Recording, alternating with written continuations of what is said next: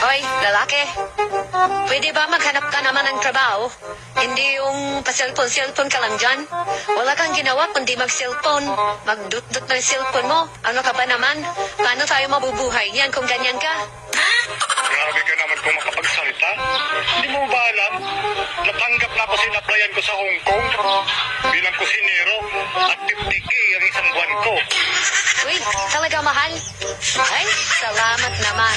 Siguro panahon na ito para magkaahon tayo sa kahirapan. Pero hindi ko tinanggap. Ano?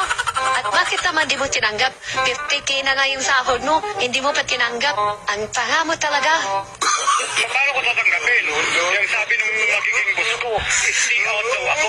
Pinipamasahe pa lang mula Hong Kong papuntang Pilipinas, balikan. Ubus na yung sahod ko.